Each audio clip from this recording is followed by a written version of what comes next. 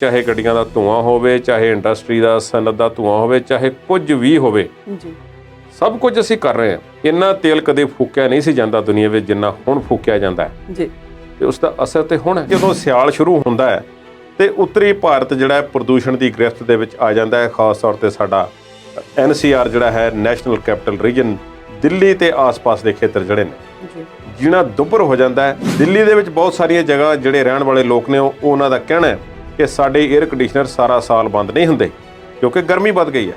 ਅਸੀਂ high rise ਬਿਲਡਿੰਗਾਂ ਤੇ ਬਣਾ ਲਈਆਂ, ਨਿਕਾਸੀ ਪ੍ਰੋਪਰ ਅਸੀਂ ਬਣਾਈ ਨਹੀਂ। ਕਰੋੜਾਂ ਕਿਸਾਨ ਨੇ ਭਾਰਤ ਦੇ ਵਿੱਚ, ਤੁਸੀਂ ਇੱਕ ਵੱਲ ਨੂੰ ਉਂਗਲ ਕੀਤੀ ਹੈ, ਉਹ ਇਕੱਠੇ ਹੋ ਕੇ ਬੋਲਣਗੇ ਨਹੀਂ, ਇਕੱਲੇ ਕਹਿ ਰਹੇ ਵਿਚਾਰੇ ਜਵਾਬ ਦੇਣਗੇ ਤੇ ਉਹਨਾਂ ਦੀ ਗੱਲ ਸੁਣੀ ਨਹੀਂ ਜਾਵੇਗੀ ਤੇ ਤੁਸੀਂ ਲੋਕਾਂ 'ਚ ਸੱਚੇ ਬਣ ਜਾਵੋਗੇ। ਪਰਾਲੀ ਦੇ ਨਾਂ ਤੇ ਤੁਸੀਂ ਜਿਹੜਾ ਰੌਲਾ ਪਾਉਂਦੇ ਹੋ, ਪਰਾਲੀ ਤੇ ਆ 2 ਮਹੀਨਿਆਂ ਦੀ ਸਾਰੀ ਗੱਲ ਹੈ। ਇਸ ਤੋਂ ਪਹਿਲਾਂ ਦਿੱਲੀ ਦਾ ਕੀ ਹਾਲ ਹੁੰਦਾ ਹੈ ਉਹਦਾ ਵੀ ਕੋਈ ਜਵਾਬ ਦਿਓ। ਸਮੋਕ ਤੇ ਫੌਗ ਨੂੰ ਮਿਲਾ ਕੇ ਦੋਨਾਂ ਲਫ਼ਜ਼ਾਂ ਨੂੰ ਸਮੌਗ, SMOG, ਇਹ ਸਮੌਗ ਹੈ ਜਿਹੜੀ ਆਉਣ ਵਾਲੇ ਦਿਨਾਂ 'ਚ ਹੋਰ ਵੱਧ ਸਕਦੀ ਹੈ ਜੇ ਕੁਦਰਤ ਨੇ ਕੋਈ ਮਿਹਰਬਾਨੀ ਨਾ ਕੀਤੀ ਤੇ ਅਸੀਂ ਕੋਈ ਕਸਰ ਨਹੀਂ ਛੱਡੀ ਆਪਣੇ ਆਪ ਨੂੰ ਮਾਰਨ ਦੇ ਵਿੱਚ। ਸਰਕਾਰ ਨੇ ਕਿਹਾ ਕਿ ਫਰਜ਼ੀਵਾੜਾ ਵੱਡੇ ਪੱਧਰ ਤੇ ਹੋਇਆ। ਝੂਠੀਆਂ ਜ਼ਮੀਨਾਂ ਦੇ ਕਾਗਜ਼ ਦਾਖਲ ਕਰਕੇ ਜਿਹੜੇ ਵਿਅਕਤੀ ਕੁਆਲੀਫਾਈ ਵੀ ਨਹੀਂ ਕਰਦੇ ਸੀ ਉਹਨਾਂ ਨੂੰ ਇਹ ਜਿਹੜੀ ਯੋਜਨਾ ਦੇ ਤਹਿਤ ਪੈਸੇ ਕਈਆਂ ਨੂੰ ਦੇ ਦਿੱਤੇ ਗਏ ਨੇ, ਜਿਨ੍ਹਾਂ ਤੋਂ ਹੁਣ ਵਾਪਸ ਕਢਵਾਉਣ ਦੀ ਅਸੀਂ ਕੋਸ਼ਿਸ਼ ਕਰ ਰਹੇ। ਸਾਡੇ ਮੁਲਕ ਦੇ ਵਿੱਚ ਨਾਮ ਕਿਸਾਨਾਂ ਦਾ ਤੇ ਜੇਬ ਕਿਸੇ ਦੀ ਹੋਰ ਵੱਡੀ ਪਾਕਟ ਹੋਵੇ ਜਿਹੜੀ ਭਰਦੀ ਕਦੇ ਨਹੀਂ। ਕਿਸਾਨ ਭਾਵੇਂ ਕਿਤੇ ਦਾ ਵੀ ਹੋਵੇ, ਵੇਚਿਆ ਤਾਂ ਉਹਨੇ ਝੋਨਾ ਹੀ ਹੈ ਨਾ ਮੰਡੀ ਦੇ ਵਿੱਚ ਲਿਆ ਕੇ। ਮਿੱਟੀ ਤਾਂ ਵੇਚ ਨਹੀਂ ਦਿੱਤੀ ਸਰਕਾਰ ਨੂੰ। ਜਿਹੜੇ ਕਹਿੰਦੇ ਸੀ ਕਿ ਨਹੀਂ ਖੁੱਲਣਾ ਚਾਹੀਦਾ, ਇਹ ਉਧਰੋਂ ਪਤਾ ਨਹੀਂ ਉਹ ਅੱਤਵਾਦੀ ਟ੍ਰੇਨਿੰਗ ਦੇਣਗੇ, ਕੀ ਕਰਨਗੇ।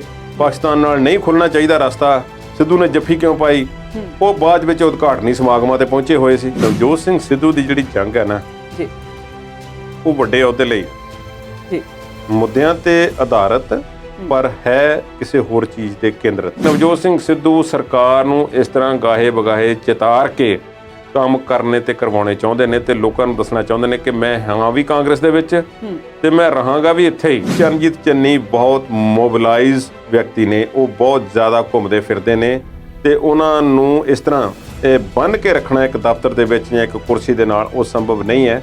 ਉਹ ਤੁਰੇ ਫਿਰਦੇ ਨੇ, ਕਦੀ ਇੱਧਰ ਜਾਂਦੇ ਨੇ ਤੇ ਕਦੀ ਉੱਧਰ ਜਾਂਦੇ ਨੇ। ਹਰ ਇੱਕ ਵਰਗ ਨੂੰ ਖੁਸ਼ ਕਰਨ ਦਾ ਯਤਨ ਕਰ ਰਹੇ ਨੇ। ਤਰਾਸਦੀ ਹੈ ਕੁਝ ਸਮਾਜਾਂ ਦੀ, ਕੁਝ ਕੌਮਾਂ ਦੀ, ਕਿ ਜਦੋਂ ਇਹ ਸਮਝ ਲਿਆ ਜਾਂਦਾ ਹੈ ਕਿ ਇੱਕ ਵਿਅਕਤੀ ਨੂੰ ਨੁਮਾਇੰਦਗੀ ਮਿਲਣ ਦੇ ਨਾਲ ਸਾਡੇ ਮਸਲੇ ਹੱਲ ਹੋ ਜਾਣਗੇ।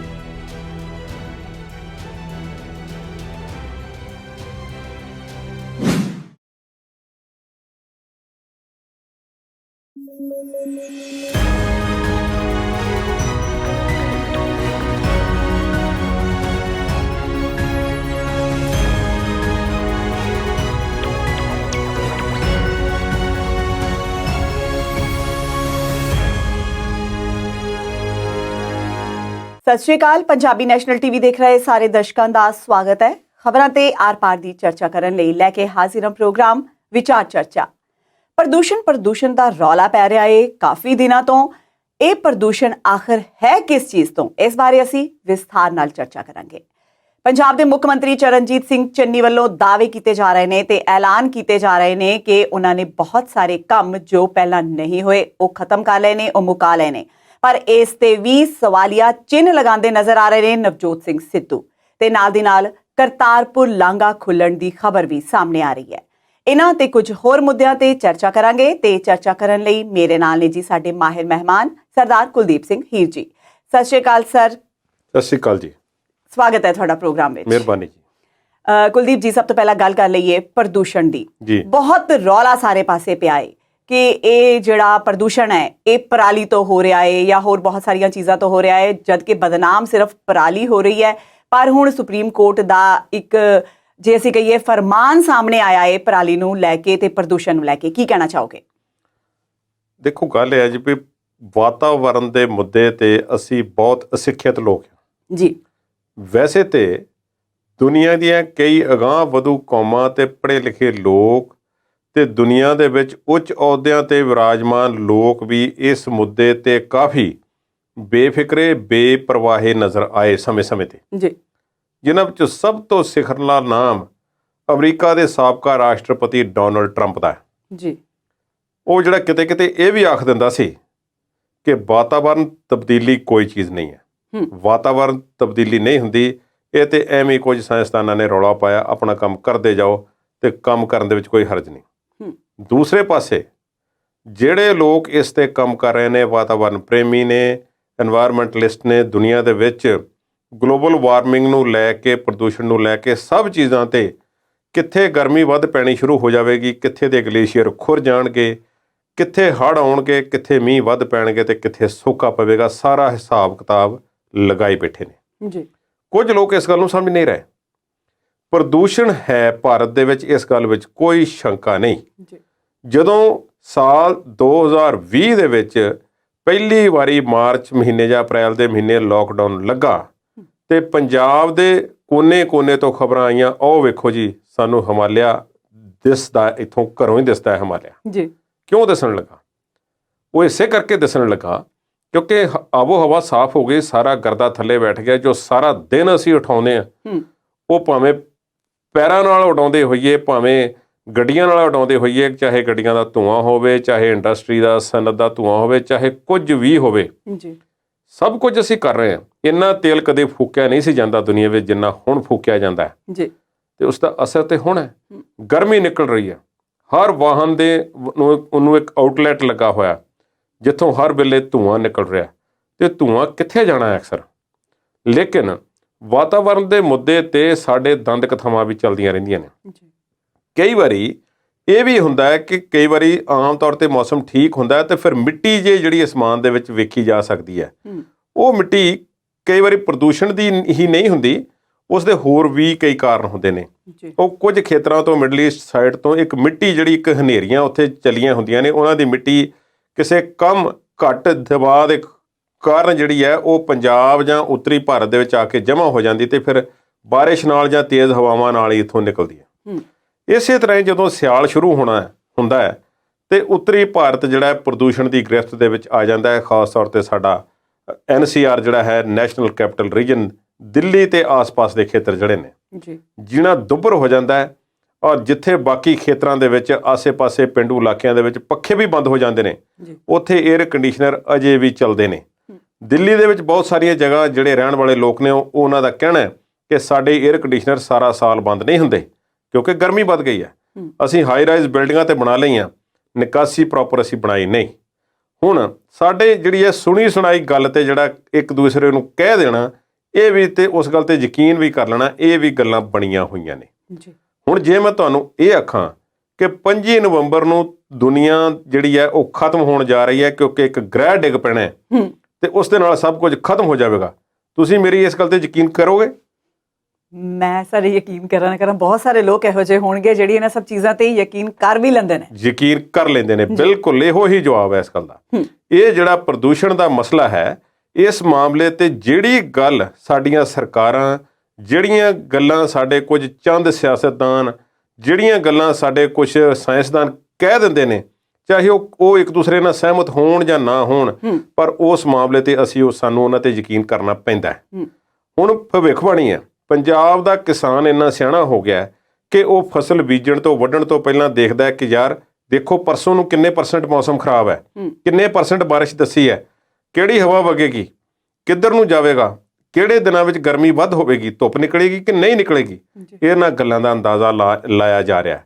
ਸਾਇੰਟੀਫਿਕ ਤਰੀਕੇ ਤੇ ਸਾਇੰਟੀਫਿਕ ਜਿਹੜੀਆਂ ਖੋਜਾਂ ਨੇ, ਉਹਨਾਂ ਨੇ ਹੀ ਸਾਨੂੰ ਬਚਾਉਣਾ ਹੈ। ਭਾਵੇਂ ਅੱਜ ਸਾਡੀ ਸਮੱਸਿਆਵਾਂ ਦਾ ਕਈਆਂ ਦਾ ਕਾਰਨ ਵੀ ਸਾਇੰਸ ਹੈ, ਇਸ ਗੱਲ ਵਿੱਚ ਕੋਈ ਸ਼ੱਕ ਨਹੀਂ। ਇਹ ਜਿਹੜਾ ਜਿਹੜੀ ਸਾਡੀ ਤਰੱਕੀ ਹੋਈ ਹੈ, ਇਹਨੇ ਕੁਝ ਗੱਲਾਂ ਦੇ ਵਿੱਚ ਸਾਨੂੰ ਪਿਛਾਂਹ ਵੀ ਖਿੱਚ ਲਿਆ। ਹੁਣ ਮੈਂ ਮੁੱਦੇ ਤੇ ਆਵਾਂ। ਦਿੱਲੀ ਦੇ ਵਿੱਚ ਸੁਪਰੀਮ ਕੋਰਟ ਨੇ ਕੁਝ ਅਕਲ ਵਾਲੀ ਗੱਲ ਜਿਹੜੀ ਕੀਤੀ ਹੈ ਤੇ ਸਰਕਾਰਾਂ ਦੇ ਖਾਨੇ ਪਾਉਣ ਦਾ ਯਤਨ ਕੀਤਾ ਹੈ। ਸਰਕਾਰਾਂ ਕਿਹੜੀਆਂ ਨੇ? ਦਿੱਲੀ ਦੀ ਸਰਕਾਰ ਹੈ, ਕੇਂਦਰ ਸਰਕਾਰ ਹੈ, MCD ਹੈ, ਹਰਿਆਣੇ ਦੀ ਸਰਕਾਰ ਹੈ, UP ਦੀ ਸਰਕਾਰ ਹੈ, ਪੰਜਾਬ ਦੀ ਸਰਕਾਰ ਹੈ, ਕਿਸੇ ਹੱਦ ਤੱਕ ਰਾਜਸਥਾਨ ਵਾਲੇ ਵੀ ਸ਼ਾਮਲ ਨੇ। ਇਹ ਸਾਰੇ ਆਪਸ ਵਿੱਚ ਸਿੰਗ ਫਸਾ ਲੈਂਦੇ ਨੇ। ਇਹਨਾਂ ਦਿਨਾਂ ਵਿੱਚ ਇੱਕ ਦੂਸਰੇ ਵੱਲ ਨੂੰ ਉਂਗਲ ਕਰਕੇ ਜਾਨ ਛਡਾਉਣ ਦਾ ਯਤਨ ਕੀਤਾ ਜਾਂਦਾ ਹੈ। ਕੇਜਰੀਵਾਲ ਜਿਨ੍ਹਾਂ ਨੇ ਕੁਝ ਮਸ਼ੀਨਾਂ ਵੀ ਬਾਹਰੋਂ ਮੰਗਵਾਈਆਂ ਸਨ, ਉਹ ਕਹਿੰਦੇ ਸੀ ਕਿ ਦੇਖੋ ਅਸੀਂ ਇਹਨਾਂ ਘੱਟਾ ਮਿੱਟੀ ਉੱਡਣੋਂ ਹਟਾ ਦੇਵਾਂਗੇ, ਘੱਟਾ ਚੁੱਕਣ ਵਾਲੀਆਂ ਮਸ਼ੀਨਾਂ ਨੇ, ਇਸ ਤਰ੍ਹਾਂ ਹੋ ਜਾਵੇਗਾ, ਇਸ ਤਰ੍ਹਾਂ ਹੋ ਜਾਵੇਗਾ। ਪਰ ਦਿੱਲੀ ਦਾ ਹਾਲ ਉਹੀ ਹੋ ਰਿਹਾ।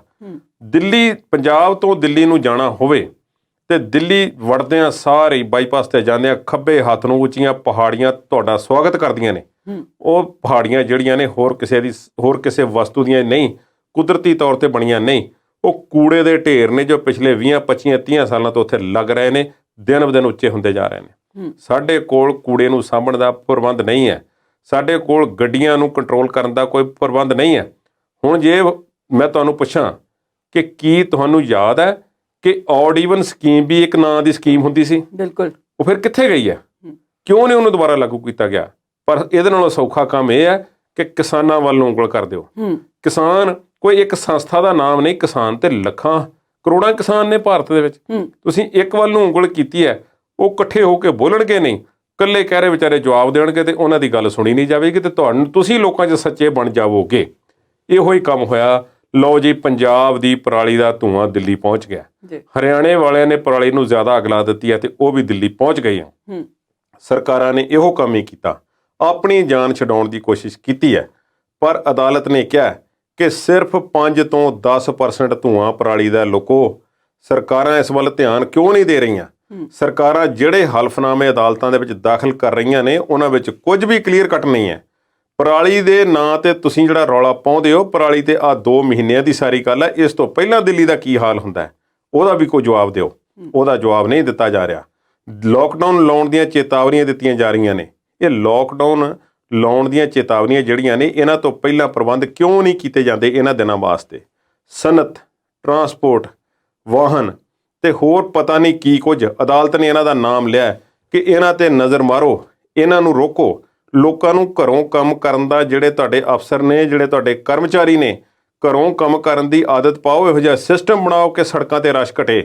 ਤੇ ਸੜਕਾਂ ਤੇ ਜਿਹੜਾ ਇੰਨਾ ਜ਼ਿਆਦਾ ਰਸ਼ ਹੈ, ਜੇ ਇਹੋ ਹੀ ਹਾਲ ਰਿਹਾ ਤੇ ਅਸੀਂ ਮਾਸਕ ਪਾ ਕੇ ਘਰਾਂ ਦੇ ਵਿੱਚ ਬੈਠਾਂਗੇ ਤੇ ਫਿਰ ਜੇ ਨਾ ਸਾਹ ਆਵੇਗਾ ਤਾਂ ਫਿਰ ਲੋਕਡਾਊਨ ਵਰਗੇ ਫੈਸਲੇ ਸਾਨੂੰ ਸਖਤ ਲੈਣੇ ਪੈਣਗੇ, ਜਿਹਦੇ ਨਾਲ ਇਕਨੋਮੀ ਇੱਕ ਵਾਰ ਫਿਰ ਪਿਛਾਂਹ ਨੂੰ ਜਾਵੇਗੀ। ਧੂੰਆਂ ਕੌਣ ਫੈਲਾ ਰਿਹਾ? ਕਿਉਂ ਇਸ ਤੇ ਕੰਟਰੋਲ ਨਹੀਂ ਹੋ ਰਿਹਾ? ਕਿਉਂ ਜ਼ਹਿਰੀਲੀਆਂ ਗੈਸਾਂ ਜਿਹੜੀਆਂ ਨੇ ਚਿਮਨੀਆਂ ਦੇ ਵਿੱਚੋਂ ਹਰ ਵੇਲੇ ਨਿਕਲ ਰਹੀਆਂ ਨੇ? ਕਿਉਂ ਜ਼ਹਿਰੀਲਾ ਕੈਮੀਕਲ ਜਿਹੜਾ ਦਰਿਆਵਾਂ ਦੇ ਵਿੱਚ ਸੁੱਟਿਆ ਜਾ ਰਿਹਾ? ਕਿਉਂ ਸੀਵਰੇਜ ਜਿਹੜਾ ਉਧਰ ਨੂੰ ਜਾ ਰਿਹਾ? ਅਸੀਂ ਕਿਉਂ ਨਹੀਂ ਆਪਣੇ ਸੋਮਿਆਂ ਦੀ ਸਾਂਭ ਸੰਭਾਲ ਕਰਦੇ? ਇਹ ਸਾਰੀਆਂ ਗੱਲਾਂ ਨੇ ਇੱਕ ਮਾਮਲੇ ਤੇ ਆ ਕੇ ਸੁਪਰੀਮ ਕੋਰਟ ਤੇ ਦਿੱਲੀ ਸਰਕਾਰ ਤੇ MCD, ਇਹ ਤਿੰਨੋਂ ਕਟਹਿਰੇ ਦੇ ਵਿੱਚ ਦੇਖੀਆਂ ਗਈਆਂ। ਦਿੱਲੀ ਸਰਕਾਰ ਨੇ MCD ਦੇ ਗੱਲ ਸੁੱਟਣ ਦੀ ਕੋਸ਼ਿਸ਼ ਕੀਤੀ ਕਿ ਕੂੜਾ ਚੁੱਕਣ ਵਾਲੀਆਂ ਗੱਡੀਆਂ ਅਸੀਂ ਇਹਨਾਂ ਨੂੰ ਦਿੱਤੀਆਂ ਹੋਈਆਂ ਨੇ, ਜੇ ਨਹੀਂ ਚੁੱਕ ਹੁੰਦੀਆਂ ਤਾਂ ਇਹਨਾਂ ਨੂੰ ਪੁੱਛੋ। ਕੋਰਟ ਨੇ ਫਿਰ ਉਹਨਾਂ ਨੂੰ ਕਿਹਾ ਕਿ ਤੁਸੀਂ ਇਹਨਾਂ ਦਾ ਹਿਸਾਬ ਕਿਤਾਬ ਕਿਉਂ ਨਹੀਂ ਰੱਖਿਆ? ਤੁਹਾਨੂੰ ਕਿਉਂ ਨਹੀਂ ਪਤਾ? ਤੁਸੀਂ ਸਾਰੀਆਂ ਗੱਲਾਂ ਦਾ ਧਿਆਨ ਦਿਓ। ਸੁਪਰੀਮ ਕੋਰਟ ਸਖਤ ਹੈ, ਪਰ ਇਹ ਹਰਪ੍ਰੀਤ ਜੀ ਮੈਨੂੰ ਲੱਗਦਾ ਉਨੇ ਦਿਨ ਤੱਕ ਹੀ ਹੈ। ਗੋਂਗਲੂਆਂ ਤੋਂ ਮਿੱਟੀ ਸਰਕਾਰਾਂ ਜਿਹੜੀਆਂ ਨੇ ਝਾੜ ਰਹੀਆਂ ਨੇ, ਉਨੇ ਦਿਨ ਟਾਈਮ ਪਾਸ ਕੀਤਾ ਜਾਵੇਗਾ ਜਿੰਨੀ ਦੇਰ ਤੱਕ ਕੋਈ ਤੇਜ਼ ਹਵਾ, ਕੁਦਰਤ ਕੋਈ ਕ੍ਰਿਸ਼ਮਾ ਨਹੀਂ ਕਰਦੀ, ਕੋਈ ਤੇਜ਼ ਹਵਾ ਦੱਖਣ ਨੂੰ ਜਾਂ ਪੂਰਬ ਨੂੰ ਜਾਂ ਕਿਸੇ ਪਾਸੇ ਨੂੰ ਵਗ ਨਹੀਂ ਜਾਂਦੀ ਤੇ ਇਸ ਧੂਏ ਨੂੰ ਕਿਸੇ ਹੋਰ ਪਾਸੇ ਨੂੰ ਲੈ ਨਹੀਂ ਜਾਂਦੀ, ਜਾਂ ਬਾਰਿਸ਼ ਨਹੀਂ ਹੋ ਜਾਂਦੀ, ਇਹ ਛੁਟਕਾਰਾ ਹੋਣ ਵਾਲਾ ਨਹੀਂ। ਜੇ ਸਾਰੀਆਂ ਗੱਲਾਂ ਸਰਕਾਰਾਂ ਸੋਚ ਕੇ ਪਹਿਲਾਂ ਤੋਂ ਕੋਈ ਕਦਮ ਚੁੱਕਣ ਤੇ ਫਿਰ ਇਸ ਦਾ ਕੋਈ ਸੋਲਿਡ ਹੱਲ ਲੱਭਣਾ ਪਏਗਾ। ਨਹੀਂ ਤੇ ਪਰਾਲੀ ਕਿਸਾਨ ਬਿਲਕੁਲ ਵੀ ਸਾੜਨੀ ਬੰਦ ਕਰ ਦੇਣ। ਇਸ ਵਾਰੀ ਸ਼ਾਬਾਸ਼ ਹੈ ਕਿਸਾਨਾਂ ਨੂੰ ਕਿ ਬਹੁਤ ਘੱਟ ਪਰਾਲੀ ਨੂੰ ਸਾੜਨ ਦੇ ਕੇਸ ਸਾਹਮਣੇ ਆਏ ਨੇ ਤੇ ਹੁਣ ਅਦਾਲਤ ਨੇ ਵੀ ਕਹਿ ਦਿੱਤਾ ਹੁਣ ਬਾਕੀ ਸਰਕਾਰਾਂ ਨੂੰ ਥੋੜੀ ਬਹੁਤ ਸ਼ਰਮ ਕਰਨੀ ਚਾਹੀਦੀ ਹੈ ਤੇ ਬਾਕੀ ਚੀਜ਼ਾਂ ਤੇ ਕੰਟਰੋਲ ਕਰਨ ਤੇ ਜ਼ਿਆਦਾ ਬਿਹਤਰ ਹੋਵੇਗਾ। ਇੱਕ ਮੈਂ ਕਲੀਅਰ ਕਰ ਦੇਵਾਂ ਕਿ ਇੱਕ ਹੁੰਦੀ ਹੈ ਫੌਗ, ਧੁੰਦ ਪੈਂਦੀ ਹੈ, FOG ਫੌਗ, ਇੱਕ ਹੁੰਦਾ ਸਮੋਕ, SMOKE ਸਮੋਕ। ਉਹਨਾਂ ਦੋਨਾਂ ਨੂੰ ਮਿਕਸ ਕਰਕੇ ਦੁਨੀਆ ਦੇ ਜਿਹੜੇ ਵੱਡੇ ਸ਼ਹਿਰ ਨੇ, ਦੁਨੀਆ ਦੇ ਵੱਡੇ ਵੱਡੇ ਜਿਹੜੇ ਸ਼ਹਿਰ ਨੇ ਜਿਨ੍ਹਾਂ ਵਿੱਚ ਦਿੱਲੀ ਵੀ ਆਉਂਦਾ, ਬੀਜਿੰਗ ਵੀ ਆਉਂਦਾ, ਲਾਹੌਰ ਵੀ ਆਉਂਦਾ, ਮੈਕਸੀਕੋ ਸਿਟੀ ਵੀ ਆਉਂਦਾ, ਕੈਨੇਡਾ ਦੇ ਟੋਰਾਂਟੋ ਵਰਗੇ ਸ਼ਹਿਰ ਵੀ ਆਉਂਦੇ ਨੇ। ਇਹ ਸਮੋਕ ਤੇ ਫੌਗ ਨੂੰ ਮਿਲਾ ਕੇ ਦੋਨਾਂ ਲਫ਼ਜ਼ਾਂ ਨੂੰ ਸਮੌਗ, SMOG, ਇਹ ਸਮੌਗ ਹੈ ਜਿਹੜੀ ਆਉਣ ਵਾਲੇ ਦਿਨਾਂ 'ਚ ਹੋਰ ਵੱਧ ਸਕਦੀ ਹੈ ਜੇ ਕੁਦਰਤ ਨੇ ਕੋਈ ਮਿਹਰਬਾਨੀ ਨਾ ਕੀਤੀ ਤੇ ਅਸੀਂ ਕੋਈ ਕਸਰ ਨਹੀਂ ਛੱਡੀ ਆਪਣੇ ਆਪ ਨੂੰ ਮਾਰਨ ਦੇ ਵਿੱਚ ਤੇ ਆਪਣੇ ਬੱਚਿਆਂ ਦਾ ਸਾਹ ਔਖਾ ਕਰਨ ਦੇ ਵਿੱਚ। ਜੀ ਕੁਲਦੀਪ ਜੀ, ਬੇਸ਼ੱਕ ਸੁਪਰੀਮ ਕੋਰਟ ਨੇ ਕਿਸਾਨਾਂ ਨੂੰ ਥੋੜੀ ਰਾਹਤ ਦੇ ਦਿੱਤੀ ਹੈ, ਪਰ ਸਰਕਾਰਾਂ ਦਾ ਕਹਿਰ ਹੈ ਜਿਹੜਾ ਉਹ ਕਿਸਾਨਾਂ ਤੇ ਅਜੇ ਵੀ ਉਸੇ ਤਰ੍ਹਾਂ ਜਾਰੀ ਹੈ। ਇਹ ਕੀ ਹੈ ਕਹਿਰ, ਜਾਣਾਂਗੇ ਬ੍ਰੇਕ ਤੋਂ ਬਾਅਦ।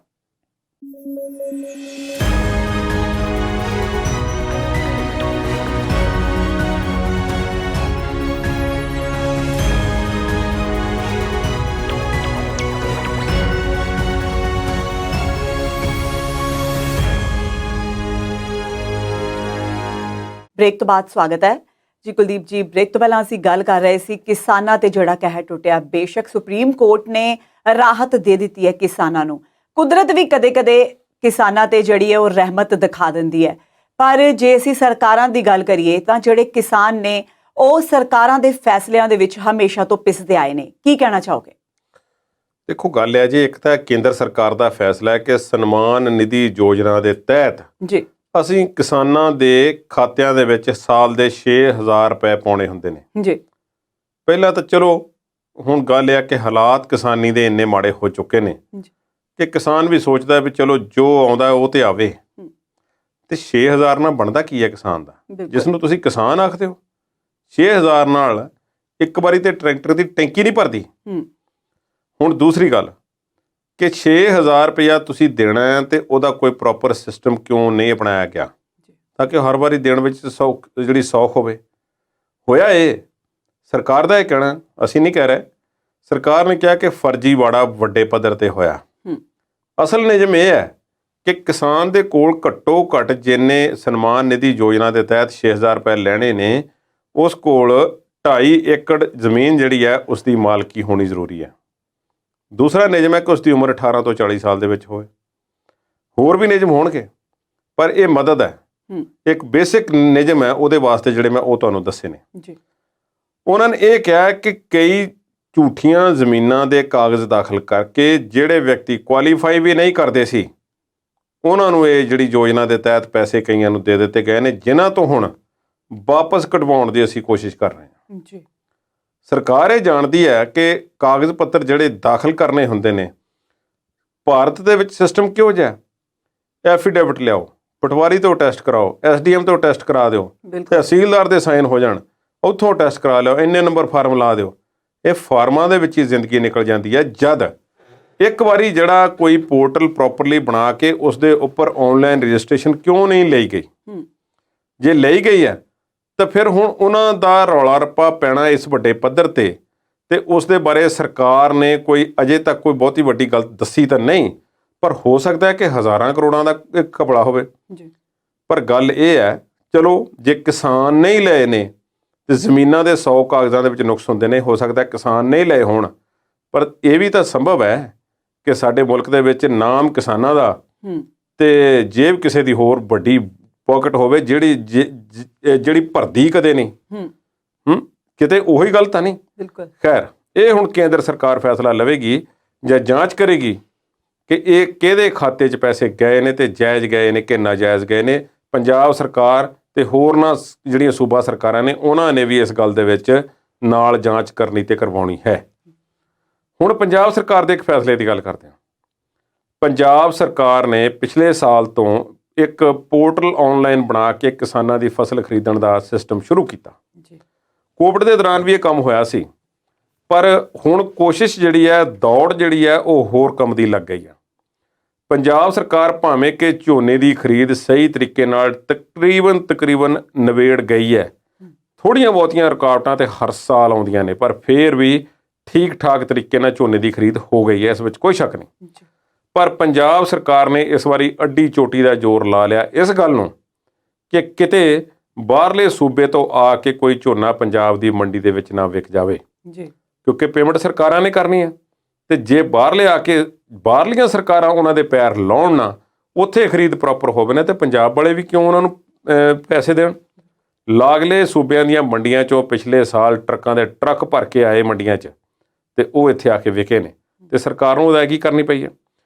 ਹੁਣ ਇੱਕ ਅੰਦਾਜ਼ੇ ਮੁਤਾਬਕ ਪੰਜਾਬ ਸਰਕਾਰ ਨੇ 171 ਲੱਖ ਟਨ ਝੋਨਾ ਜਿਹੜਾ ਹੈ ਖਰੀਦਣ ਦਾ ਟੀਚਾ ਰੱਖਿਆ ਸੀ, ਤੇ 184 ਤੋਂ 85 ਲੱਖ ਟਨ ਜਿਹੜਾ ਝੋਨਾ ਹੈ ਉਹ ਹੁਣ ਤੱਕ ਖਰੀਦਿਆ ਗਿਆ ਹੈ। ਕਾਫੀ ਸਾਰੀਆਂ ਮੰਡੀਆਂ ਬੰਦ ਹੋ ਗਈਆਂ ਨੇ, ਪਰ ਕਿਤੇ ਕਿਤੇ ਖਰੀਦ ਅਜੇ ਵੀ ਜਾਰੀ ਹੈ। ਹੁਣ ਸਰਕਾਰ ਨੇ ਸਖਤੀ ਕੀਤੀ ਹਰਪ੍ਰੀਤ ਜੀ, ਇਸ ਕਰਕੇ ਕਿ ਤਾਂ ਕਿ ਬਾਹਰਲਾ ਝੋਨਾ ਇੱਥੇ ਨਾ ਆਵੇ। ਇਸ ਕਰਕੇ ਜਿਹੜੇ ਕਿਸਾਨ ਨੇ ਝੋਨੇ ਦੀ ਫਸਲ ਕਾਸ਼ਤ ਕੀਤੀ ਹੈ, ਉਹਦਾ ਪੂਰੇ ਦਾ ਪੂਰਾ ਵੇਰਵਾ ਜਿਹੜਾ ਹੈ ਉਹ ਆਨਲਾਈਨ ਪੋਰਟਲ ਤੇ ਚਾੜਿਆ ਜਾਵੇ, ਤਾਂ ਕਿ ਸਾਨੂੰ ਪਤਾ ਲੱਗ ਸਕੇ ਕਿ ਕਿਹੜੀ ਜ਼ਮੀਨ ਦੇ ਵਿੱਚ ਕਿੱਥੇ ਜਿਹੜੀ ਹੈ ਬੀਜੀ ਗਈ ਹੈ ਫਸਲ, ਤੇ ਕਿੰਨੀ ਕੁ ਫਸਲ ਅੰਦਾਜ਼ਨ ਉਸ ਦੀ ਆਉਣੀ ਹੈ, ਤੇ ਥੋੜ੍ਹੇ ਬਹੁਤੇ ਅੰਤਰ ਨਾਲ ਉਸ ਦੀ ਫਸਲ ਜਿਹੜੀ ਹੈ ਖਰੀਦੀ ਜਾਵੇ। ਹੁਣ ਪੰਜਾਬ ਸਰਕਾਰ ਨੇ ਇਹ ਕਹਿ ਦਿੱਤਾ ਹੈ ਕਿ ਅਸੀਂ 70,000 ਖਾਤਿਆਂ ਦੀ ਜਾਂਚ ਕਰ ਰਹੇ ਹਾਂ। 70,000 ਕਿਸਾਨਾਂ ਦੀ ਜਾਂਚ ਹੋਵੇਗੀ, ਜਿਸ ਦੇ ਤਹਿਤ ਆੜ੍ਹਤੀਏ ਤੇ ਵੀ ਸਵਾਲ ਹੋਣਗੇ ਤੇ ਕਿਸਾਨ ਤੇ ਵੀ ਹੋਣਗੇ ਇਹ ਸਮੱਸਿਆਵਾਂ ਜਿਹੜੀਆਂ ਨੇ ਕਿਸਾਨ ਆਗੂ ਤੇ ਕਹਿੰਦੇ ਨੇ ਕਿ ਮਾਲ ਮਹਿਕਮੇ ਦੀ ਸਮੱਸਿਆ। ਅਸਲ ਵਿੱਚ ਪ੍ਰੋਬਲਮ ਇਹ ਹੈ ਕਿ ਜ਼ਮੀਨਾਂ ਉਹਨਾਂ ਲੋਕਾਂ ਦੀਆਂ ਵੀ ਨੇ ਜੋ ਬਾਹਰਲੇ ਦੇਸ਼ਾਂ ਵਿੱਚ NRI ਨੇ ਜਾਂ ਹੋਰ ਕਿਤੇ ਰਹਿੰਦੇ ਨੇ ਜਾਂ ਕੁਝ ਵੀ ਕਰਦੇ ਨੇ, ਪਰ ਖੇਤੀ ਉਹ ਖੁਦ ਨਹੀਂ ਕਰਦੇ, ਉਹ ਠੇਕੇ ਤੇ ਜਾਂ ਲੀਜ਼ ਤੇ ਜਿਹੜੀ ਹੈ ਜ਼ਮੀਨ ਜਿਹੜੀ ਹੈ ਉਹ ਦਿੱਤੀ ਹੋਈ ਹੈ। ਹੁਣ ਜਿਹੜਾ ਖੇਤੀ ਕਰਦਾ ਉਸ ਕੋਲ ਉਹਦੀ ਮਾਲਕੀ ਤਾਂ ਨਹੀਂ ਹੈ ਕਾਗਜ਼ਾਂ ਦੇ ਵਿੱਚ, ਪਰ ਉਹ ਖੇਤੀ ਤੇ ਉਹੀ ਕਰ ਰਹੇ ਨੇ, ਕਿਸਾਨ ਤੇ ਉਹੀ ਹੈ ਨਾ। ਬਿਲਕੁਲ। ਹੁਣ ਉਸ ਦਾ ਫਾਇਦਾ ਉਹਨੂੰ ਕਿਵੇਂ ਪਹੁੰਚੇਗਾ, ਇਸ ਗੱਲ ਦੀ ਜਿਹੜੀ ਹੈ ਚਿੰਤਾ ਕਿਸਾਨਾਂ ਨੂੰ ਹੋ ਰਹੀ ਹੈ। ਪੇਮੈਂਟ ਆ ਵੀ ਗਈ ਹੈ, ਪਰ ਕੁਝ ਪੇਮੈਂਟਾਂ ਰੋਕੀਆਂ ਜਾ ਰਹੀਆਂ ਨੇ। ਅਸਲ ਕਹਾਣੀ ਇਹ ਦੱਸੀ ਜਾ ਰਹੀ ਹੈ ਕਿ ਮਾਲ ਮਹਿਕਮੇ ਦੇ ਰਿਕਾਰਡ ਮੁਤਾਬਕ ਫਰਜ਼ ਕਰੋ ਇੱਕ ਕਿਸਾਨ ਹੈ, ਉਸਦੇ 2 ਜਾਂ 3 ਜਾਂ 4 ਪੁੱਤਰ ਨੇ ਜਾਂ ਇੱਕ ਬੇਟੀ ਹੈ। ਉਹ ਜਦੋਂ ਉਸਦੀ ਮੌਤ ਤੋਂ ਬਾਅਦ ਜਾਂ ਉਹ ਖੁਦ ਆਪਣੇ ਜਿਉਂਦੇ ਜੀ ਆਪਣੀ ਜਾਇਦਾਦ ਜਿਹੜੀ ਹੈ ਜ਼ਮੀਨ ਹੈ ਬੱਚਿਆਂ ਦੇ ਨਾਮ ਲਿਖ ਦਿੰਦਾ ਹੈ ਤੇ ਬੱਚਿਆਂ ਦੇ ਨਾਮ ਤੇ ਇੰਤਕਾਲ ਦਰਜ ਹੋ ਜਾਂਦਾ ਹੈ। ਜੀ। 1 ਜਾਂ 2 ਜਾਂ 3 ਹਿੱਸੇ ਉਸ ਤੇ ਬਣ ਜਾਂਦੇ ਨੇ। ਉਹ ਉਸ ਦੇ ਨੰਬਰ ਜਿਹੜੇ ਨੇ ਜ਼ਮੀਨਾਂ ਦੇ ਉਹ ਅਲੱਗ-ਅਲੱਗ ਜਿਹੜੇ ਨੇ ਉਹ ਇੱਕ ਲੰਬਾ ਚੌੜਾ ਪ੍ਰੋਸੈਸ ਹੁੰਦਾ ਜਿਸ ਦੇ ਤਹਿਤ ਵੰਡ ਕਰਨੀ ਜਾਂ ਕਰਵਾਉਣੀ, ਤਕਸੀਮ ਜਿਸ ਨੂੰ ਕਹਿ ਸਕਦੇ ਹਾਂ, ਉਹ ਕਰਵਾਉਣੀ ਹੁੰਦੀ ਹੈ। ਪਰ ਹੋਇਆ ਕੀ ਹੈ ਕਿ ਮਾਲ ਮਹਿਕਮੇ ਨੇ ਉਸ ਨੂੰ ਸਿੰਪਲ ਤਰੀਕੇ ਦੇ ਨਾਲ ਜਿੱਥੇ ਜਿਹਦੀ ਮਾਲਕੀ ਸੀ ਉਹ ਜੇ 3 ਹਿੱਸੇ ਕਰਨੇ ਸੀ ਤਾਂ 1/3 ਲਿਖ ਦਿੱਤਾ, ਜੇ 2 ਕਰਨੇ ਸੀ ਤਾਂ 1/2 ਲਿਖ ਦਿੱਤਾ। ਹੁਣ ਹੋਇਆ ਇਹ ਹੈ ਕਿ 2 ਭਰਾ ਨੇ, ਉਹਨਾਂ ਦੀ ਜ਼ਮੀਨ ਅਲੱਗ-ਅਲੱਗ ਹੈ, ਉਹ ਜ਼ਮੀਨ ਅਲੱਗ-ਅਲੱਗ ਖੇਤੀ ਕਰਦੇ ਨੇ, ਉਹਨਾਂ ਦੀ ਖੇਤੀ ਵੀ ਅਲੱਗ ਹੈ। ਪਰ ਉਹ ਜਦੋਂ ਆੜਤੀਏ ਦੇ ਕੋਲ ਆਪਣੀ ਫਸਲ ਲੈ ਕੇ ਗਏ ਨੇ ਤਾਂ ਪੋਰਟਲ ਦੇ ਵਿੱਚ ਜਿਹੜੀ ਜ਼ਮੀਨ ਦੇ ਨੰਬਰ ਜਿਹੜੇ ਨੇ, ਖਸਰਾ ਨੰਬਰ, ਖਤੌਨੀ ਨੰਬਰ ਜੋ ਵੀ ਪਾਉਣੇ ਹੁੰਦੇ ਨੇ ਆਨਲਾਈਨ ਕੰਪਿਊਟਰਾਈਜ਼ਡ ਰਿਕਾਰਡ ਦੇ ਵਿੱਚ, ਉਹ ਜਿਹੜੇ ਸੀ ਇੱਕ ਭਰਾ ਨੇ ਦਰਜ ਕਰਵਾ ਦਿੱਤੇ। ਤੇ ਜਦੋਂ ਦੂਸਰਾ ਭਰਾ ਉੱਥੇ ਗਿਆ ਉਹਨੇ ਵੀ ਤਾਂ ਉਹੀ ਨੰਬਰ ਲਿਖਾਉਣੇ ਸੀ ਕਿਉਂਕਿ ਉਹ ਵੀ ਉਹਨਾਂ ਨੰਬਰਾਂ ਦੇ ਵਿੱਚੋਂ ਮਾਲਕ ਹੈ। ਬਿਲਕੁਲ। ਉਹ ਨੰਬਰ ਕੰਪਿਊਟਰਾਂ ਨੇ ਚੁੱਕੇ ਨਾ, ਫਿਰ ਆੜਤੀਆਂ ਨੇ ਆਪਣੇ ਹਿਸਾਬ ਨਾਲ ਆਸੇ-ਪਾਸੇ ਨੰਬਰ ਪਵਾ ਕੇ ਜਿਵੇਂ ਕਿਵੇਂ ਵੀ ਸੀ ਉਹ ਜਿਹੜੀ ਸੀ ਖਰੀਦ ਝੋਨੇ ਦੀ ਪਵਾ ਕੇ ਕਿਸਾਨਾਂ ਨੂੰ ਪੇਮੈਂਟ ਕਰਨ ਦੀ ਕੋਸ਼ਿਸ਼ ਕੀਤੀ। ਹੁਣ ਸਰਕਾਰ ਦੇ ਇਸ ਹੁਕਮ ਨਾਲ ਜਿਹੜਾ ਜਾਂਚ ਜਿਹੜੀ ਕੀਤੀ ਜਾ ਰਹੀ ਹੈ, ਕਿਤੇ ਬਾਹਰੋਂ ਝੋਨਾ ਆ ਕੇ ਤਾਂ ਪੰਜਾਬ 'ਚ ਨਹੀਂ ਵਿਕ ਗਿਆ। 70,000 ਖਾਤੇ ਬਹੁਤ ਹੁੰਦੇ ਨੇ। ਜੇ ਵਾਕਿਆ ਹੀ ਸਰਕਾਰ ਨੂੰ ਚਿੰਤਾ ਹੈ ਤੇ ਮੈਂ ਸਮਝਦਾ ਕਿ ਪਹਿਲਾਂ ਮਾਲ ਮਹਿਕਮੇ ਨੂੰ ਦਰੁਸਤ ਕਰਨ ਦੀ ਬਹੁਤ ਵੱਡੀ ਲੋੜ ਹੈ। ਉੱਥੇ ਦੇ ਰਿਕਾਰਡਾਂ ਦੇ ਵਿੱਚ ਬਹੁਤ ਵੱਡਾ ਖਲਾਰਾ ਪਿਆ ਹੋਇਆ ਹੈ ਜਿਨ੍ਹਾਂ ਨੂੰ ਪਹਿਲਾਂ ਦਰੁਸਤ ਕੀਤਾ ਜਾਵੇ। ਪਰ ਇਸ ਵੇਲੇ ਜੇ ਸਰਕਾਰ ਇਸ ਮਾਮਲੇ ਤੇ ਸਖਤੀ ਕਰਦੀ ਹੈ, ਪਰ ਮੈਨੂੰ ਲੱਗਦਾ ਨਹੀਂ ਕਿ ਮੌਜੂਦਾ ਹਾਲਾਤਾਂ ਦੇ ਚੱਲਦਿਆਂ ਅਕਸਰ ਹਰਪ੍ਰੀਤ ਜੀ ਕਿਸਾਨ ਭਾਵੇਂ ਕਿਤੇ ਦਾ ਵੀ ਹੋਵੇ, ਵੇਚਿਆ ਤਾਂ ਉਹਨੇ ਝੋਨਾ ਹੀ ਹੈ ਨਾ ਮੰਡੀ ਦੇ ਵਿੱਚ ਲਿਆ ਕੇ, ਮਿੱਟੀ ਤਾਂ ਵੇਚ ਨਹੀਂ ਦਿੱਤੀ ਸਰਕਾਰ ਨੂੰ। ਜੀ। ਇਹ ਗੱਲ ਠੀਕ ਹੈ ਕਿ ਸੂਬਿਆਂ ਤੋਂ ਬਾਹਰੋਂ ਨਾ ਆਵੇ, ਉਹਨੂੰ ਰੋਕਣ ਦੇ ਹੋਰ 50 ਤਰੀਕੇ ਹੋ ਸਕਦੇ ਨੇ। ਸਰਕਾਰ ਗਾਂਹ ਵਾਸਤੇ ਉਹ ਵੀ ਕਰੇ, ਮਾਲ ਮਹਿਕਮੇ ਦਾ ਰਿਕਾਰਡ ਵੀ ਠੀਕ ਕਰੇ ਤੇ ਕਿਸਾਨਾਂ ਤੇ ਆੜਤੀਆਂ ਨੂੰ ਖੱਜਲ ਖੁਆਰੀ ਨਾ ਹੋਵੇ, ਇਸ ਗੱਲ ਦਾ ਪੂਰਨ ਤੌਰ ਤੇ ਖਿਆਲ ਰੱਖਿਆ ਜਾਵੇ। ਜੀ ਗੁਲਦੀਪ ਜੀ, ਮੈਨੂੰ ਲੱਗਦਾ ਹੈ ਕਿ ਜਿਹੜੀਆਂ ਸਰਕਾਰਾਂ ਨੇ ਨਾ ਉਹ ਆਪਣੀਆਂ ਗਲਤੀਆਂ ਦੇ ਭਾਂਡੇ ਵੀ ਕਿਸਾਨਾਂ ਤੇ ਹੀ ਭੰਨ ਦਿੰਦੀਆਂ ਨੇ। ਤੇ ਜੇ ਹੁਣ ਅਸੀਂ ਗੱਲ ਕਰ ਲਈਏ ਕਿ ਇੱਕ ਖੁਸ਼ਖਬਰੀ ਆ ਰਹੀ ਹੈ ਨਾਨਕ ਨਾਮਲੇਵਾ ਸੰਗਤਾਂ ਦੇ ਲਈ ਕਿ ਕਰਤਾਰਪੁਰ ਲਾਂਘਾ ਜਿਹੜਾ ਉਹ ਖੋਲਿਆ ਜਾ ਰਿਹਾ ਹੈ, ਕੀ ਕਹਿਣਾ ਚਾਹੋਗੇ? ਦੇਖੋ, ਗੱਲ ਇਹ ਹੈ ਜੀ ਕਿ ਗੁਰੂ ਨਾਨਕ ਪਾਤਸ਼ਾਹ ਦੀ ਕਰਮ ਭੂਮੀ ਹੈ ਜੀ। ਕਰਤਾਰਪੁਰ ਲਾਂਘਾ ਖੁੱਲ੍ਹਣਾ ਜ਼ਰੂਰੀ ਹੈ, ਇਸ ਗੱਲ ਵਿੱਚ ਕੋਈ ਸ਼ੱਕ ਨਹੀਂ। ਉਸ ਨੂੰ ਜੇ ਅਸੀਂ ਇਹ ਕਹੀਏ ਕਿ ਕਰਤਾਰਪੁਰ ਲਾਂਘੇ ਦੇ ਬਾਰੇ ਸਿੱਖ ਕੌਮ ਦੀਆਂ ਭਾਵਨਾਵਾਂ ਵੀ ਜੁੜੀਆਂ ਹੋਈਆਂ ਨੇ ਜੀ, ਪਰ ਤਕਨੀਕੀ ਪੱਧਰ ਤੇ ਜਿਹੜੇ ਸਾਡੇ ਸਰਕਾਰਾਂ ਨੇ ਜੇ ਕੋਈ ਮੁੱਦਾ ਉਠਾਉਂਦੀਆਂ ਨੇ ਤਾਂ ਸਰਕਾਰਾਂ ਕੋਲ ਵੀ ਸਮਰੱਥਾ ਹੁੰਦੀ ਹੈ ਕਿ ਉਹਨੂੰ ਸਮੇਂ ਸਿਰ ਹੱਲ ਕਰ ਲਿਆ ਜਾਵੇ ਜੀ। ਖੈਰ, ਲਾਂਘਾ ਖੁੱਲ੍ਹਿਆ ਸੀ, ਕਿਸ ਦੀ ਕੋਸ਼ਿਸ਼ ਹੋਈ, ਕਿਵੇਂ ਹੋਈ, ਜਿਹੜੇ ਵੀ ਸੱਜਣ ਸਾਨੂੰ ਨਹੀਂ ਪਤਾ, ਅਸੀਂ ਆਪਣੇ ਵੱਲੋਂ ਇਹ ਕਹਿ ਸਕਦੇ ਹਾਂ ਕਿ ਸਾਰਿਆਂ ਨੇ ਜਿਨ੍ਹਾਂ ਨੇ ਉਸ ਲਈ ਕੰਮ ਕੀਤਾ ਹੈ ਉਹਨਾਂ ਦਾ ਧੰਨਵਾਦ ਹੈ। ਉਹਨਾਂ ਨੇ ਸਿੱਖ ਕੌਮ ਨੂੰ ਇਸ ਅਸਥਾਨ ਦੇ ਦਰਸ਼ਨ ਦਿਦਾਰੇ ਕਰਵਾਉਣ ਦੀ ਇੱਕ ਚਾਂਸ ਦਿੱਤਾ ਉਹਨਾਂ ਨੂੰ। ਖੈਰ, ਰੁਕਾਵਟਾਂ ਉਦੋਂ ਵੀ ਆਈਆਂ ਜਦੋਂ ਪਹਿਲੀ ਵਾਰੀ ਖੁੱਲਿਆ ਸੀ ਲਾਂਘਾ, ਫਿਰ ਹੌਲੀ-ਹੌਲੀ ਮੰਨ ਗਏ ਸਾਰੇ। ਜਿਹੜੇ ਕਹਿੰਦੇ ਸੀ ਕਿ ਨਹੀਂ ਖੁੱਲ੍ਹਣਾ ਚਾਹੀਦਾ, ਇਹ ਉੱਧਰੋਂ ਪਤਾ ਨਹੀਂ ਉਹ ਅੱਤਵਾਦੀ ਟ੍ਰੇਨਿੰਗ ਦੇਣਗੇ, ਕੀ ਕਰਨਗੇ, ਪਾਕਿਸਤਾਨ ਨਾਲ ਨਹੀਂ ਖੁੱਲ੍ਹਣਾ ਚਾਹੀਦਾ ਰਸਤਾ, ਸਿੱਧੂ ਨੇ ਜੱਫੀ ਕਿਉਂ ਪਾਈ, ਉਹ ਬਾਅਦ ਵਿੱਚ ਉਦਘਾਟਨੀ ਸਮਾਗਮਾਂ ਤੇ ਪਹੁੰਚੇ ਹੋਏ ਸੀ। ਜਿਹੜੇ ਕਹਿੰਦੇ ਸੀ ਸਿੱਧੂ ਕਰਨ ਕੀ ਗਿਆ ਪਾਕਿਸਤਾਨ, ਉਹ ਮੁੜ ਕੇ ਪਾਕਿਸਤਾਨ ਲਾਂਘਾ ਖਲਵਾਉਣ ਲਈ ਗਏ ਹੋਏ ਸਨ।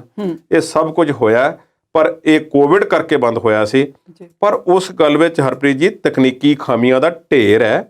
ਜੇ ਉਸ ਦੀ ਰਜਿਸਟ੍ਰੇਸ਼ਨ ਨੂੰ ਲੈ ਕੇ ਉੱਥੇ ਜਾਣ ਆਉਣ ਦੀ ਗੱਲਾਂ ਦਾ ਤੇ ਕੁਝ ਰੁਕਾਵਟਾਂ ਦਾ ਭੰਬਲ ਭੂਸਾ ਬਹੁਤ ਵੱਡਾ ਹੈ। ਇੱਕ ਵਾਰੀ ਫੇਰ ਮਸਲਾ ਉੱਠੇਗਾ ਕਿ $50 ਉਹ ਫੀਸ ਹੈ, ਉਹ ਪਾਕਿਸਤਾਨ ਵਾਲੇ ਕਿਉਂ ਲੈਂਦੇ ਨੇ, ਸਾਰੀਆਂ ਗੱਲਾਂ ਉੱਧਰੋਂ ਆਹ ਹੋ ਰਿਹਾ, ਖੱਜਲ ਖੁਆਰੀ ਹੋ ਰਹੀ ਹੈ, ਕੋਈ ਆਹ ਲੈ ਕੇ ਗਿਆ ਸੀ ਉਹਦਾ ਸਮਾਨ ਉੱਥੇ ਹੀ ਰੱਖ ਲਿਆ, ਲਿਆਉਣ ਨਹੀਂ ਦਿੱਤਾ, ਲਿਜਾਣ ਨਹੀਂ ਦਿੱਤਾ, ਇਹ ਸਾਰਾ ਕੁਝ ਹੋਵੇਗਾ। ਇਸ ਮਾਮਲੇ ਨੂੰ ਪਾਰਦਰਸ਼ੀ ਕਰਨ ਦੀ ਲੋੜ ਹੈ। ਪਰ ਹੁਣ ਰਾਜਨੀਤੀ ਇਸ ਮਾਮਲੇ ਤੇ ਤਾਂ ਸ਼ੁਰੂ ਤੋਂ ਹੁੰਦੀ ਆਈ ਹੈ, ਪਰ ਅਸੀਂ ਚਾਹੁੰਦੇ ਹਾਂ ਕਿ ਨਾ ਹੋਵੇ। ਪਰ ਫੇਰ ਜਾਂਦਿਆਂ ਇੱਕ ਵਾਰੀ ਫੇਰ ਥੋੜੀ ਜਿਹੀ ਰਾਜਨੀਤੀ ਤੇ ਹੋਈ ਆ। ਜਿਹੜਾ ਇਸ ਦਾ ਸਿਹਰਾ ਹੈ ਨਾ, ਉਹ ਭਾਜਪਾ, ਪੰਜਾਬ ਭਾਜਪਾ ਦੇ ਕੁਝ ਆਗੂਆਂ ਨੂੰ ਦੇਣ ਦਾ ਯਤਨ ਕੀਤਾ ਗਿਆ। ਭੱਜੇ ਫਿਰਦੇ ਰਹੇ ਨੇ ਕਿ ਅਸੀਂ ਹੁਣ ਜਾਈਏ ਕਿੱਥੇ। ਕਈ ਵਾਰੀ ਤੇ ਉਹ ਕਿਤੇ ਮੀਟਿੰਗ ਵਿੱਚ ਬੈਠੇ ਹੁੰਦੇ ਨੇ ਤੇ ਆਪਣੀ ਮੀਟਿੰਗ ਭਾਜਪਾ ਦੀ ਰੱਖੀ ਹੁੰਦੀ ਹੈ ਤੇ ਕੰਧ ਟੱਪ ਕੇ ਦੌੜਨਾ ਪੈਂਦਾ। ਕਿਸਾਨਾਂ ਦੇ ਰੋਹ ਦਾ ਜ਼ਬਰਦਸਤ ਸਾਹਮਣਾ ਹੈ ਭਾਜਪਾ ਨੂੰ। ਤੇ ਕੁਝ ਦਿਨ ਪਹਿਲਾਂ ਸਰਵੇਖਣ ਆਇਆ ਸੀ ਕਿ ਭਾਜਪਾ ਨੂੰ ਗੋਲ ਅੰਡਾ ਮਿਲ ਸਕਦਾ ਹੈ ਵੋਟਾਂ ਦੇ ਵਿੱਚ। ਹੋ ਸਕਦਾ ਹੈ ਕਿ ਉਹ ਤੋਂ ਘਬਰਾ ਗਏ ਹੁਣ ਤੇ ਅੱਜ ਹਰਜੀਤ ਗਰੇਵਾਲ ਨੂੰ ਮੋਹਰੇ ਕਰਕੇ, ਜਿਨ੍ਹਾਂ ਨੇ ਕਿਸਾਨਾਂ ਪ੍ਰਤੀ ਤੇ ਹੋਰਨਾਂ ਆਗੂਆਂ ਪ੍ਰਤੀ ਬਹੁਤ ਭੈੜੀ ਸ਼ਬਦਾਵਲੀ ਪਿਛਲੇ ਮਹੀਨਿਆਂ ਦੇ ਵਿੱਚ ਵਰਤੀ ਹੈ। ਮਾੜੀ ਗੱਲ ਹੈ ਕਿ ਇਸ ਮਾਮਲੇ ਤੇ ਭਾਜਪਾ ਫਿਰ ਰਾਜਨੀਤੀ ਕਰ ਰਹੀ ਹੈ। ਹੁਣ ਜੇ ਚਲੋ ਜਿੰਨਾ ਕੰਮ ਕੀਤਾ ਹੈ, ਮੈਂ ਸਮਝਦਾ ਕਿ ਫਿਰ ਵੀ ਠੀਕ ਆ, ਦੇਰ ਆਏ ਦਰੁਸਤ ਆਏ। ਚਲੋ ਜਿਵੇਂ ਵੀ ਹੈ, ਕਰਤਾਰਪੁਰ ਲਾਂਘਾ ਖੁੱਲ੍ਹਣਾ ਚਾਹੀਦਾ, ਪਰ ਰਜਿਸਟ੍ਰੇਸ਼ਨ ਪ੍ਰਕਿਰਿਆ ਤੇ ਸਾਰਾ ਸਿਸਟਮ ਜਿਹੜਾ ਉਹ ਬਿਲਕੁਲ ਸਹੀ ਹੋਣਾ ਚਾਹੀਦਾ। ਤੇ ਪੰਜਾਬ ਸਰਕਾਰ ਨੂੰ ਵੀ ਚਾਹੀਦਾ ਕਿ ਉਹ ਘੱਟੋ ਘੱਟ ਡੇਰਾ ਬਾਬਾ ਨਾਨਕ ਤੋਂ ਜਿੱਥੋਂ ਬਾਰਡਰ ਕ੍ਰਾਸ ਕਰਕੇ ਜਾਣਾ ਹੈ, ਉੱਥੇ ਦੇ ਰਸਤਾ ਜਿਹੜਾ ਹੈ, ਸੜਕਾਂ ਵਗੈਰਾ ਹਨ, ਉਹਨਾਂ ਨੂੰ ਜਿਹੜਾ ਵਧੀਆ ਕੀਤਾ ਜਾਵੇ। ਜੀ ਕੁਲਦੀਪ ਜੀ, ਚਰਚਾ ਇਸੇ ਤਰ੍ਹਾਂ ਜਾਰੀ ਰੱਖਾਂਗੇ ਪਰ ਇੱਕ ਬ੍ਰੇਕ ਤੋਂ ਬਾਅਦ।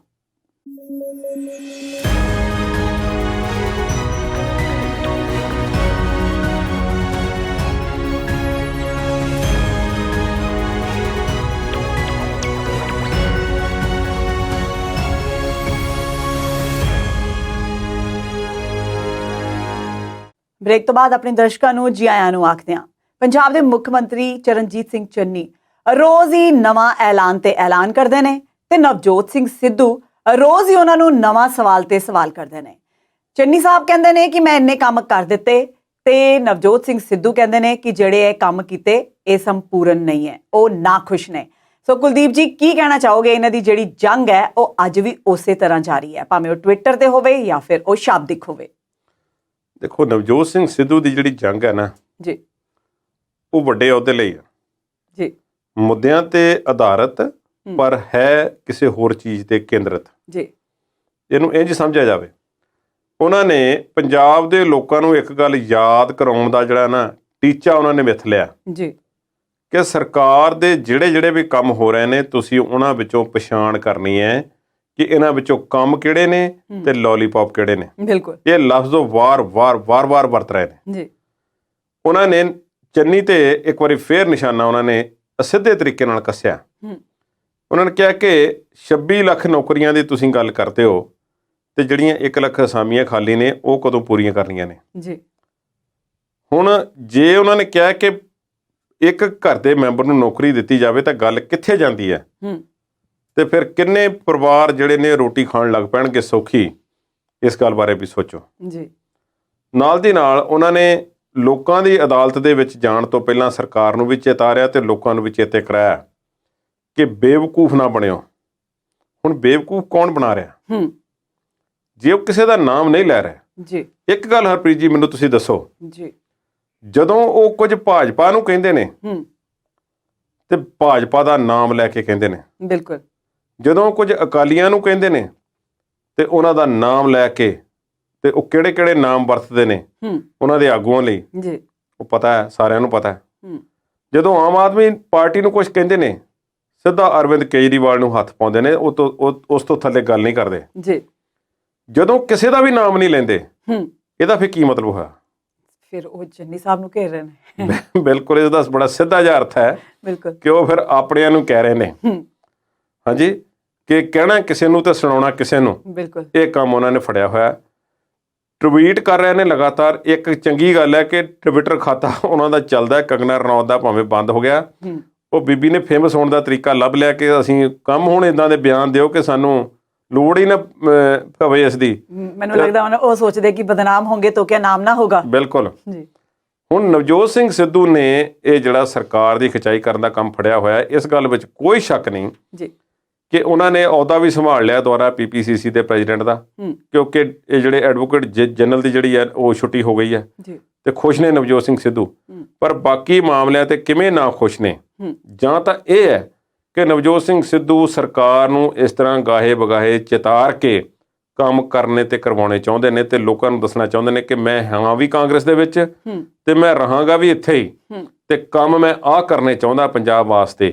ਤੇ ਇਹ ਜੋ ਤੁਹਾਨੂੰ ਦਿਖਾਵਾ ਜਾਂ ਇੱਕ ਕੀਤਾ ਜਾ ਰਿਹਾ, ਉਹ ਜਿਹੜਾ ਹੈ ਉਹ ਉਸ ਤੋਂ ਬਚ ਕੇ ਰਹੋ, ਬੇਵਕੂਫ ਨਾ ਬਣਿਓ। ਇਹ ਲਫ਼ਜ਼ ਉਹਨਾਂ ਨੇ ਵਰਤੇ, ਬੇਵਕੂਫ ਨਾ ਬਣਿਓ ਜੀ। ਪਰ ਗੱਲ ਇੱਕ ਹੈ ਕਿ ਜਿਸ ਤਰ੍ਹਾਂ ਦਾ ਪ੍ਰਚਾਰ ਮੁੱਖ ਮੰਤਰੀ ਚੰਨੀ ਦੇ ਕੰਮਾਂ ਦਾ ਹੋ ਰਿਹਾ, ਜਿੰਨੀਆਂ ਫੋਟੋਆਂ ਅੱਜ ਤੋਂ 2 ਮਹੀਨੇ ਪਹਿਲਾਂ ਪੰਜਾਬ ਦੇ ਵਿੱਚ ਕੈਪਟਨ ਅਮਰਿੰਦਰ ਸਿੰਘ ਦੀਆਂ ਲੱਗੀਆਂ ਹੋਈਆਂ ਸਨ, ਜੀ, ਉਸ ਤੋਂ 10 ਗੁਣਾ ਵੱਧ ਫੋਟੋਆਂ ਜਿਹੜੀਆਂ ਨੇ ਚਰਨਜੀਤ ਸਿੰਘ ਚੰਨੀ ਦੀਆਂ ਲੱਗ ਗਈਆਂ ਨੇ। ਬਿਲਕੁਲ। ਜਿਹੜੇ ਥਾਂ ਥਾਂ ਤੇ ਬੋਰਡ ਲੱਗੇ ਹੋਏ ਨੇ ਸਰਕਾਰ ਦੁਆਰਾ ਤੇ ਚਹੇਤੇ ਪ੍ਰਸ਼ੰਸਕਾਂ ਦੁਆਰਾ। ਚੰਨੀ ਸਾਹਿਬ ਦੀ ਵੱਡੀ ਫੋਟੋ ਤੇ ਥੱਲੇ ਛੋਟੀ ਆਪਣੀ, ਹਰ 50 ਮੀਟਰ ਤੇ ਸ਼ਹਿਰ ਦੇ ਵਿੱਚ ਇੱਕ ਅਜਿਹਾ ਬੋਰਡ ਲੱਗਾ ਹੋਇਆ, ਤਾਂ ਹਰ ਸ਼ਹਿਰ ਦੇ ਵਿੱਚ ਤੁਸੀਂ ਦੇਖ ਸਕਦੇ ਹੋ ਜੀ। ਦੂਸਰੀ ਗੱਲ, ਕੰਮ ਵੀ ਹੋ ਰਿਹਾ, ਕਿਤੇ ਕਿਤੇ ਹੋ ਰਿਹਾ। ਤੀਸਰੀ ਗੱਲ ਕਿ ਚਰਨਜੀਤ ਚੰਨੀ ਬਹੁਤ ਮੋਬਿਲਾਈਜ਼ ਵਿਅਕਤੀ ਨੇ, ਉਹ ਬਹੁਤ ਜ਼ਿਆਦਾ ਘੁੰਮਦੇ ਫਿਰਦੇ ਨੇ ਤੇ ਉਹਨਾਂ ਨੂੰ ਇਸ ਤਰ੍ਹਾਂ ਬੰਨ੍ਹ ਕੇ ਰੱਖਣਾ ਇੱਕ ਦਫ਼ਤਰ ਦੇ ਵਿੱਚ ਜਾਂ ਇੱਕ ਕੁਰਸੀ ਦੇ ਨਾਲ ਉਹ ਸੰਭਵ ਨਹੀਂ ਹੈ। ਉਹ ਤੁਰੇ ਫਿਰਦੇ ਨੇ, ਕਦੀ ਇੱਧਰ ਜਾਂਦੇ ਨੇ ਤੇ ਕਦੀ ਉੱਧਰ ਜਾਂਦੇ ਨੇ, ਹਰ ਇੱਕ ਵਰਗ ਨੂੰ ਖੁਸ਼ ਕਰਨ ਦਾ ਯਤਨ ਕਰ ਰਹੇ ਨੇ ਜੀ। ਪਰ ਹਾਲ ਦੀ ਘੜੀ ਨਵਜੋਤ ਸਿੰਘ ਸਿੱਧੂ ਉਹਨਾਂ ਇਸ ਤਰ੍ਹਾਂ ਲੱਗਦਾ ਹੈ ਕਿ ਕੰਮ ਲੱਭ ਕੇ ਲਿਆ ਰਹੇ ਨੇ, ਜਿਹਨਾਂ ਗੱਲਾਂ ਤੇ ਸਰਕਾਰ ਦੀ ਖਿਚਾਈ ਕਰਨੀ ਹੈ। ਸੋ ਉਹਨਾਂ ਨੇ ਇੱਕ ਵਾਰੀ ਫੇਰ ਕੀਤੀ ਹੈ ਕਿ ਅਸਲੀ ਕੰਮ ਜਿਹੜੇ ਹੋਰ ਨੇ ਉਹ ਚੇਤਾ ਰੱਖਿਓ, ਕਿਤੇ ਭੰਬਲ ਭੂਸੇ 'ਚ ਪਾਇਆ ਕਿ ਵੋਟਾਂ ਨਾ ਪਾ ਦਿਓ। ਬਿਲਕੁਲ।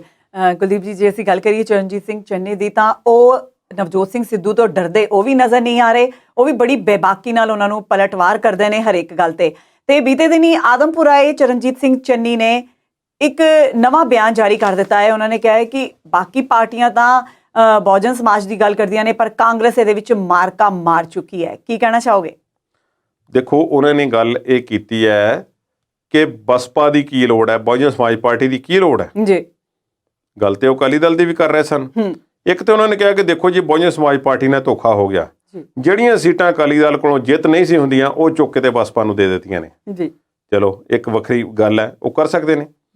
ਜਿਹੜਾ ਉਹਨਾਂ ਨੇ ਇਹ ਗੱਲ ਕੀਤੀ ਹੈ ਕਿ ਬਸਪਾ ਦੀ ਕੋਈ ਲੋੜ ਨਹੀਂ, ਕਿਉਂਕਿ ਬਹੁਜਨ ਸਮਾਜ ਦੇ ਵਿੱਚੋਂ ਇੱਕ ਚਿਹਰਾ ਜਿਹੜਾ ਹੈ ਕਾਂਗਰਸ ਨੇ ਪਹਿਲਾਂ ਹੀ ਮੁੱਖ ਮੰਤਰੀ ਬਣਾ ਦਿੱਤਾ ਜੀ, ਤੇ ਹੁਣ ਬਸਪਾ ਦੀ ਕੀ ਲੋੜ ਹੈ। ਮੈਂ ਉਹਨਾਂ ਨੂੰ ਯਾਦ ਕਰਾਉਣਾ ਚਾਹਾਂਗਾ ਕਿ ਭਾਰਤ ਦੇ ਕਈ ਸੂਬਿਆਂ ਦੇ ਵਿੱਚ ਬਹੁਜਨ ਸਮਾਜ ਪਾਰਟੀ ਨਾਲ ਕਾਂਗਰਸ ਦਾ ਅਲਾਇੰਸ ਵੀ ਰਿਹਾ ਜੀ। ਦੂਸਰਾ, ਅਜੇ ਵੀ ਕਈ ਸੂਬਿਆਂ ਦੇ ਵਿੱਚ ਜਿਹੜੀ ਹੈ ਉਹ ਕਾਂਗਰਸ ਦੀ ਸਰਕਾਰ ਹੈ ਤੇ ਉੱਥੇ ਜਿਹੜਾ ਹੈ ਬਹੁਜਨ ਸਮਾਜ ਦੇ ਵਿੱਚੋਂ ਮੁੱਖ ਮੰਤਰੀ ਨਹੀਂ ਹੈ ਜੀ। ਇਹਦਾ ਮਤਲਬ ਇਹ ਹੈ ਕਿ ਉੱਥੇ ਬਹੁਜਨ ਸਮਾਜ ਪਾਰਟੀ ਦੀ ਲੋੜ ਹੈ। ਇਸ ਦਾ ਜਵਾਬ ਸ਼ਾਇਦ ਉਹਨਾਂ ਕੋਲ ਨਾ ਹੋਵੇ। ਇਹਨਾਂ ਦੀਆਂ ਅਲਾਈਡ ਸਰਕਾਰਾਂ ਵੀ ਰਹੀਆਂ ਨੇ, ਕੇਂਦਰ ਦੇ ਵਿੱਚ ਇੱਕੋ ਜਗ੍ਹਾ ਸਪੋਰਟ ਵੀ ਕਰਦੇ ਰਹੇ ਨੇ, ਸਭ ਕੁਝ ਸਾਂਝਾ ਰਿਹਾ। ਪਰ ਇਸ ਤਰ੍ਹਾਂ ਦਾ ਬਿਆਨ ਜਿਹੜਾ ਹੈ ਉਹ ਸਿਰਫ ਆਪਣੀ ਗੱਲ ਜਸਟੀਫਾਈ ਕਰ ਰਹੇ ਨੇ। ਮੈਂ ਇੱਕ ਹੋਰ ਬਹੁਜਨ ਸਮਾਜ ਦੇ ਵਾਸਤੇ ਮੈਂ ਜਿਹੜੀ ਉਹ ਕਰਨੀ ਚਾਹੁੰਦਾ ਜੀ, ਉਹ ਇਹ ਹੈ ਕਿ ਹੰਸ ਵੀ ਨਾਰਾਜ਼ ਹੋ ਗਏ ਸੀ ਕਿ ਮੈਨੂੰ ਮੰਤਰੀ ਕਿਉਂ ਨਹੀਂ ਬਣਾਇਆ।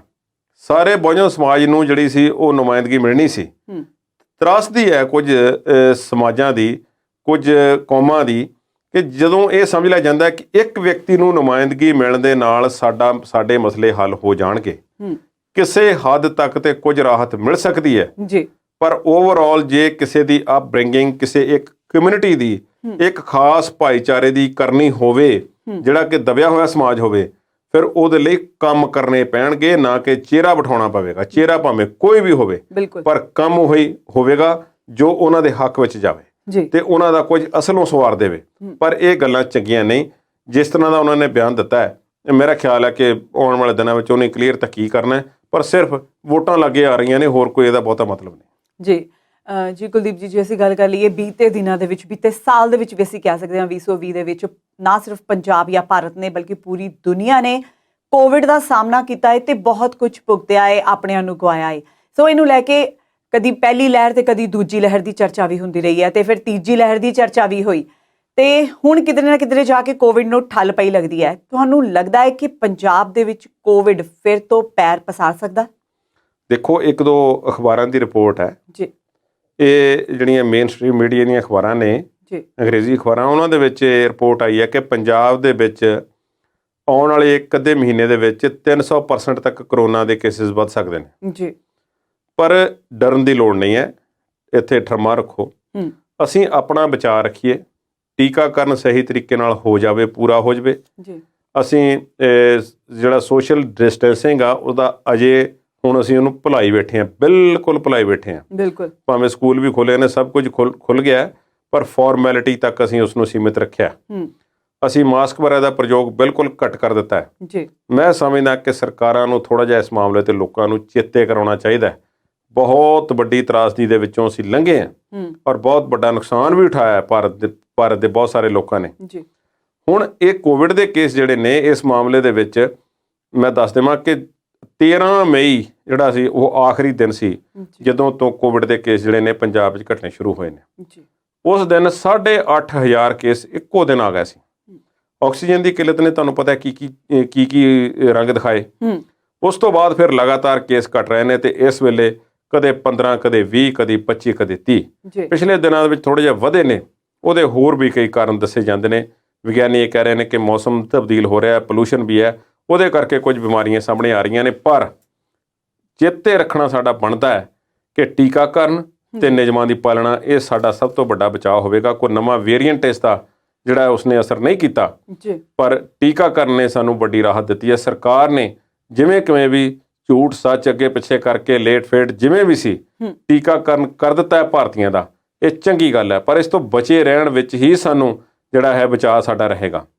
ਔਰ ਕੋਵਿਡ ਦੇ ਨਾਲ ਨੁਕਸਾਨ ਜਿਹੜਾ ਵੱਡਾ ਹੈ ਗਾਂ ਵਾਸਤੇ ਸਾਡਾ ਕਿਤੇ ਨਾ ਹੋਵੇ, ਸਾਨੂੰ ਜਾਗਰਤ ਰਹਿਣਾ ਪਏਗਾ। ਕੁਝ ਲੋਕ ਜਿਹੜੇ ਨੇ ਅਜੇ ਵੀ ਇਸ ਤਰ੍ਹਾਂ ਦਾ ਪ੍ਰਚਾਰ ਕਰ ਰਹੇ ਨੇ ਕਿ ਲਓ ਜੀ ਵੋਟਾਂ ਆਉਣ ਵਾਲੀਆਂ ਨੇ, ਕੋਵਿਡ ਨਹੀਂ, ਹੁਣ ਕੋਵਿਡ ਆ ਜਾਵੇਗਾ ਜਾਂ ਨਹੀਂ। ਇਸ ਤਰ੍ਹਾਂ ਦੀ ਗੱਲ ਨਹੀਂ ਹੈ। ਕੋਵਿਡ ਵੋਟਾਂ ਤੇ 3-4 ਸੂਬਿਆਂ ਵਿੱਚ ਨੇ, ਪੰਜਾਬ ਹੈ, ਉੱਤਰਾਖੰਡ ਹੈ, ਯੂਪੀ ਹੈ, ਗੋਆ ਹੈ, ਪਰ ਜਿੱਥੇ ਵੋਟਾਂ ਨਹੀਂ ਉੱਥੇ ਤਾਂ ਜਿਹੜਾ ਸੀ ਜਦੋਂ ਬੰਗਾਲ ਵਗੈਰਾ ਵਿੱਚ ਪੈ ਰਹੀ ਸੀ, ਪੰਜਾਬ 'ਚ ਕਿਹੜੀਆਂ ਵੋਟਾਂ ਸੀ।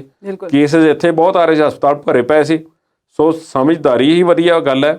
ਵੋਟਾਂ ਨਾਲ ਇਸ ਦਾ ਸੰਬੰਧ ਮਾੜਾ ਮੋਟਾ ਹੋ ਸਕਦਾ ਹੈ, ਪਰ ਬਹੁਤਾ ਨਹੀਂ ਹੈ। ਇਸ ਗੱਲ ਨੂੰ ਐਵੇਂ ਨਹੀਂ ਸਮਝਣਾ ਚਾਹੀਦਾ। ਅਜੇ ਵੀ ਕਈ ਲੋਕ ਇਸ ਗੱਲ ਦਾ ਪ੍ਰਚਾਰ ਕਰ ਰਹੇ ਨੇ ਕਿ ਕਰੋਨਾ ਨਾਂ ਦੀ ਕੋਈ ਸ਼ੈ ਨਹੀਂ ਸੀ ਤੇ ਇਸ ਤੋਂ ਜਿਹੜਾ ਹੈ ਉਹ ਕੋਈ ਘਬਰਾਉਣ ਦੀ ਲੋੜ ਨਹੀਂ, ਆਮ ਬਿਮਾਰੀ ਸੀ।